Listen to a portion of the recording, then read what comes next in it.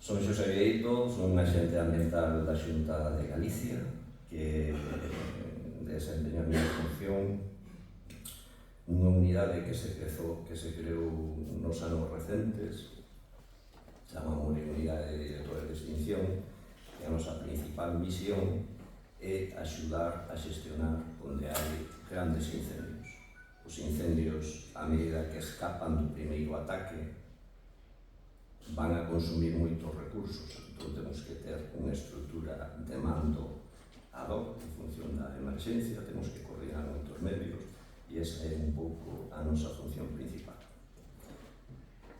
Cando os vosos representantes nos convidaron a isto, estamos moi contentos de estar aquí convosco. Nos preguntaban que é o que está pasando cos incendios na actualidade. Incendios os tivemos toda a vida, pero parece que nos sorprende na actualidade. Entón, vamos a falar un pouco do que nos aconteceu o ano pasado, que o vistes por aí polos medios de comunicación e demais. Vamos a ver un pouco cales foron as causas e as circunstancias que vivimos principalmente en Ourense Oriental o ano pasado. Os incendios é un problema global. Esta é imaxe satelital do fin de semana pasado dos incendios forestais no mundo. Podemos ver que non hai ningún recuncho que se escape a este gran problema. Pero despois, continúa, grandes incendios e con cantidad de personas fallecidas e demais. Ahora hai expertos que nos dicen incendios de sexta xeración e demais, pero, por exemplo, en 1871 en Wisconsin hubo entre 1.900 e 2.500 personas fallecidas. Se recorremos a lista, en época máis recente, en California, 2018, 80 personas fallecidas, xa non falamos da superficie calcinada, ou no 2017, aquí ao lado en Portugal, con 64 personas fallecidas. Sempre tivemos grandes incendios, pero de maneira moi esporádica, e agora, na actualidade, temos grandes incendios con cada vez máis frecuencia. Falábamos de que os incendios é un problema global, pero logo cada territorio ten as súas propias peculiaridades. E cales son as peculiaridades propias que temos en Galicia? Pois que temos uns problemas estruturais que dificultan a xestión, temos uns montes moi productivos, con moita carga de combustible por unidade de superficie. Ese combustible en condicións de seca está disponible para arder. Temos moita poboación moi dispersa, temos moitos incendios ao mesmo tempo e tamén os incendios temos unha alta capacidade de reproducción deles porque o noso solo é granítico arenoso, moi aireado e favorece a combustión subterránea. Temos casi algo máis de 2 millóns de hectáreas que son o 70% da nosa superficie total, e casi o 30% é agrícola, é dicir, que Galicia prácticamente é toda susceptible de poder ser consumida por un incendio. Pero de toda esa superficie forestal pública só temos o 2,65%. Temos todo privado, ben sexa individual ou de propietarios veciñais. Isto supón que a xestión pública é un pouco máis complicada que en calquer outros territorios. E aparte, nos particulares privados é unha propiedade minifundista, que non é rendible, que no seu día tuvo a súa importancia nas economías domésticas, que necesitaban de determinados usos do monte, que agora non se precisa. E logo nos movemos entre estas dúas paradoxas. Somos o 7,6% da superficie total de todo o Estado. Solo somos o 7,6% da superficie forestal de todo o Estado. Pero en Galicia se corta o 50% de volumen de madeira que se corta en todo o Estado. Hai anos de 10 millóns de metros cúbicos, 11 millóns de metros cúbicos, e podríamos cortar casi o doble, porque os nosos montes son moi productivos. E igual que producen madeira, producen toxo, silva, matogueira. Entón temos na rexión europea que máis carga de combustible temos por unidade de superficie. Iso é enerxía para os incendios. E por outro lado, somos casi 3 millóns de personas, alrededor do 5 e pico por cento de poboación con respecto á poboación total do Estado, pero temos o 50% dos núcleos de poboación rural de todo o Estado, uns 31.000, nos sigue Asturias con cerca de 7.000. Que sucede? Que cando os incendios superan o primeiro ataque, inmediatamente van a afectar as poboacións rurales. Eso implica moito consumo de medios, emerxencias en cadena, etc.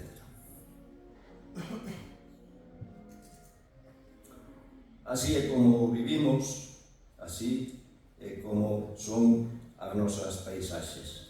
Este é o sur de Vigo, isto ardeu todo, e cando digo todo non é só o arbolado, sino as leiras, no 2017, isto xa leva tempo, que pode volver a estar disponible para arder, e vemos como se confunde as terras agrarias, o monte, coas edificacións, etc. Sí. Nesta gráfica, un pouco histórica, dende o mediados do ano 76 até o de agora, a liña azul era o número de incendios, tivemos épocas de moitos incendios na década dos 90, onde hubo anos que tivemos casi 15.000 incendios. Eso, entre todos, entre a sociedade no seu conxunto, medidas que se aplicaron a unha sociedade máis concienciada e demais, reduciuse considerablemente hasta menos de 2.000 incendios forestais anuais.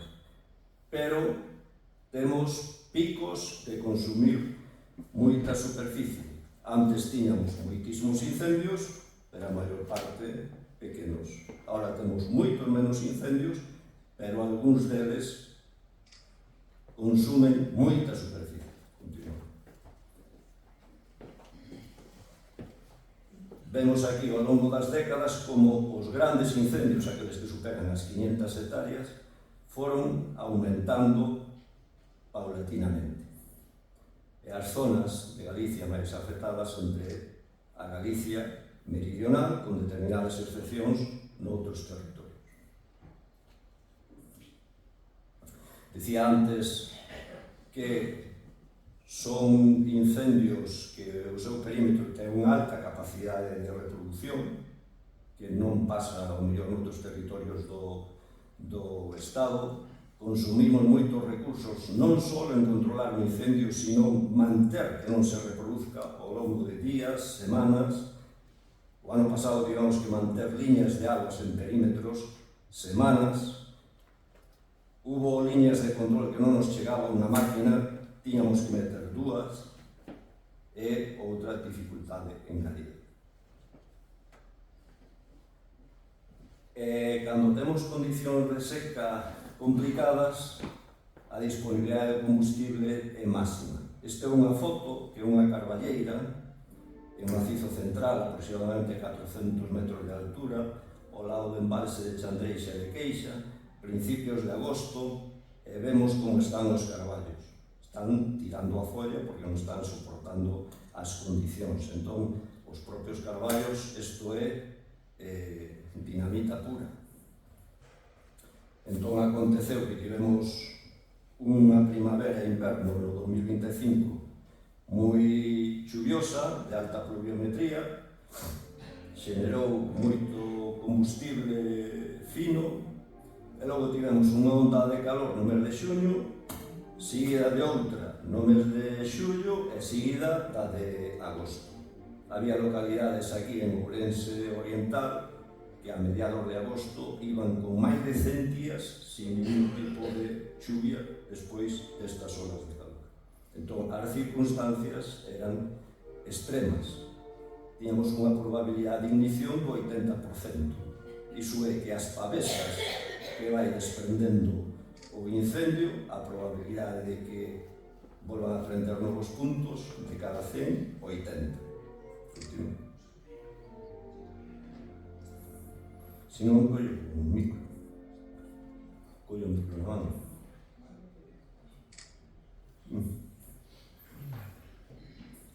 E no momento dos incendios teníamos esta situación sinóptica. Altas presións, cunha potente baixa térmica aí no Atlántico que nos pasaba altas temperaturas, baixa humedade, moita inestabilidade atmosférica, ventos de dirección errática, moitas anomalías térmicas.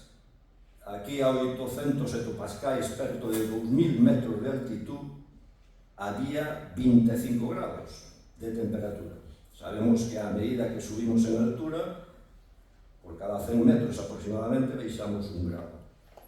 Pois a 2000 metros tiñamos 25 grados. En baixo, en moitas zonas, estábamos a 40. Isto o que favorece é que a atmósfera traballe como unha auténtica chimenea. Sí.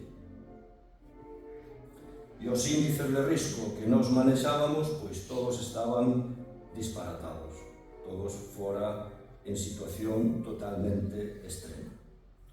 Sí.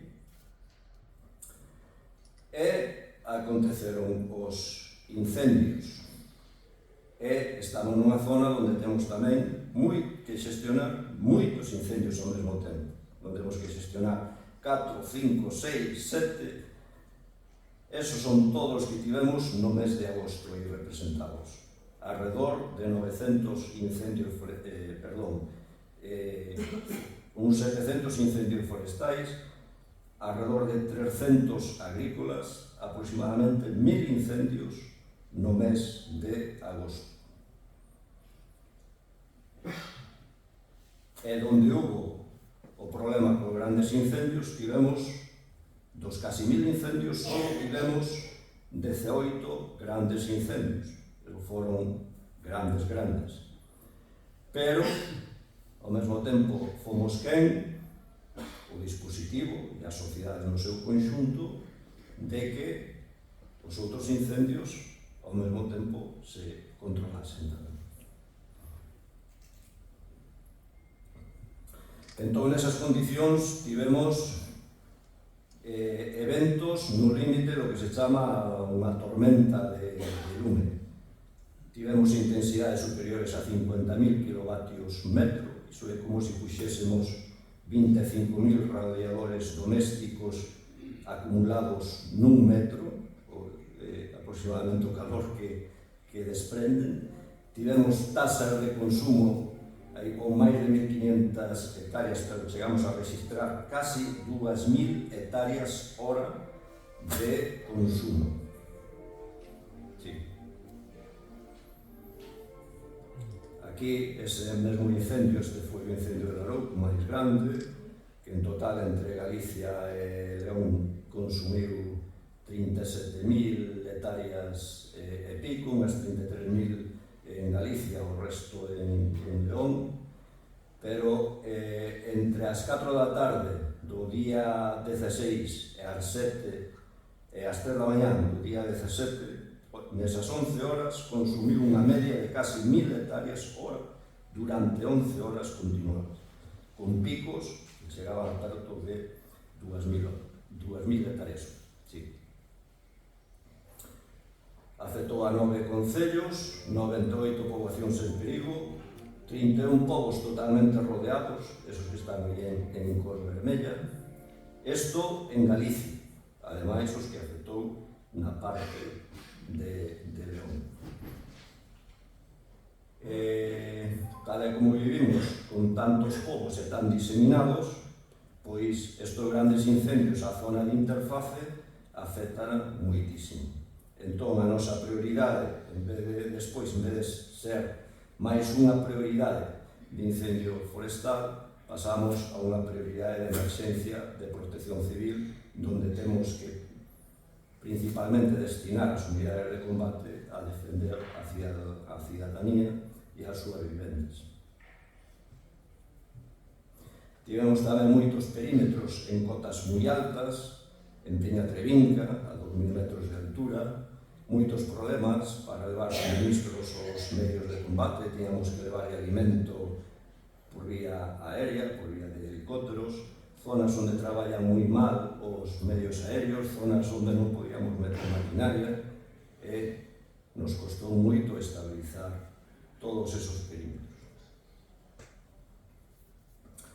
Entón, das alrededor dunhas 120.000 hectáreas forestais, alrededor de 124.000 hectáreas totais, 10 incendios son responsables de algo máis de 100.000 hectáreas. Só 10, os 18, prácticamente das 115.000, os 18 grandes incendios, prácticamente das 115.000 hectáreas.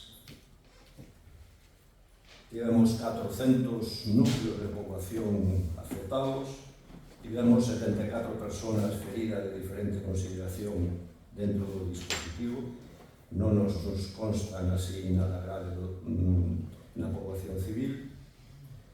E o dispositivo e a poboación, porque foi unha guerra de toda a sociedade, conseguiron controlar e estabilizar os incendios antes de que chegasen as primeiras chuvias. ¿Sigue? Ben, ahora, se me permiten, vou a pasar, como despois desto,